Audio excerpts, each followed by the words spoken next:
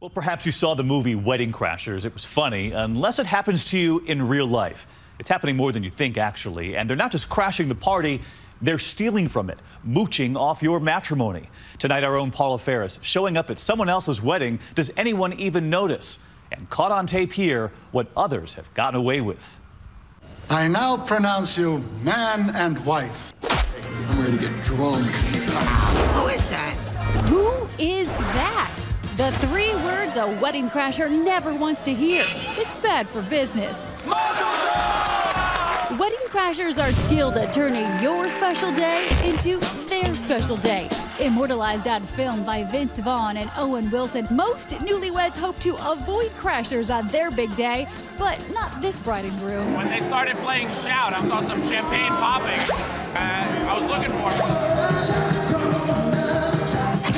Dan and Jessica Mealy got married here in Westchester, New York this week when we decided to soft crash their wedding. They were great sports.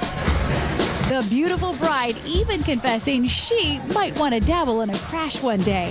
You don't mind that we're crashing your wedding, do you? No, dude, that's on our bucket list. We've always wanted to crash a wedding. You have? Yeah, we have it, yeah, but it's on our to-do. So what is this fascination some have with going where they're not invited?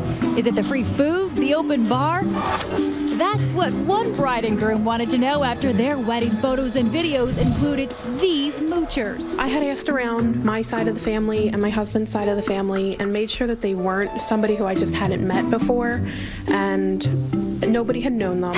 The two can be seen boogieing on the dance floor, drinks in hand, practically going out of their way to be noticed. And now the perfect strangers are permanently part of this newlyweds photo album. They're all over mine, and I can't really focus on the people that I want to focus on. Krista Riley took to Facebook to try and match a name with a face, and the local media turned up the drama. The mystery of the identity of the wedding crashers has been solved.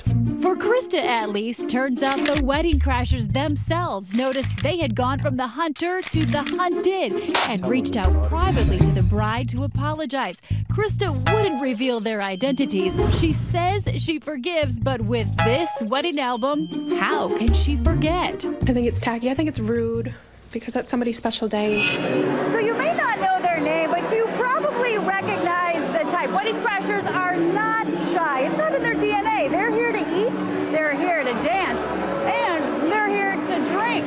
Sometimes they're here for a whole lot more. Watch as this guy enters the beautiful Tustin Ranch Golf Club in California.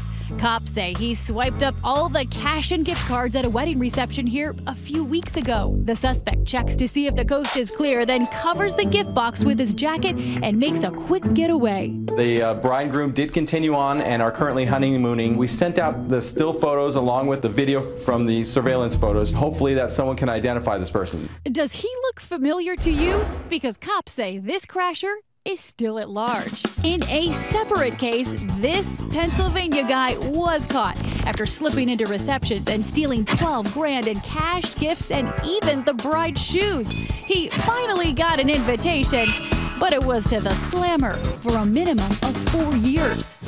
Back at the Miele wedding, he spotted their gift box. It was positioned right where the experts say it should be, behind the couple, away from the exit, and with security standing nearby. How much do you think is sitting over there? 40, 30, 40, hoping Thousands? more. Yeah. Wow, so you better have some security guards on that. We do. So if I tried to make out with that gift box right now and make a mad dash for the exit, what would you do to me? I'd tackle you. I'm a girl. I know, but he told me I have to. Wedding crashers thrive because most guests at a celebration don't want to ask that awkward question, who is that? But when they do, things can get pretty heated. Just watch this scene from What Would You Do? We wanted to see what would happen when guests discovered crashers at a wedding. The bride and groom were in on it, but the guests were not. Who do you know? Who do you know? Are you here with Bridget's side or? With John's. John's side? Yeah, I know John. The bride and groom both don't know you. Okay. Family. Sit down. You sit down. You don't crash people's wedding like that. I'm sorry. I can leave right now. No, you're not leaving it. You're going to be arrested. If wedding crashing seems like a young man's game, don't tell that to Sherry Stanfa Stanley. I was excited. I was filled with a lot of trepidation. When the writer from Ohio turned 52 last year, she decided it was time to break out of her comfort zone and break into a reception, complete with a cover story. My name was Shelley. If they asked who I was there with Jim Miller, who used to work with the groom.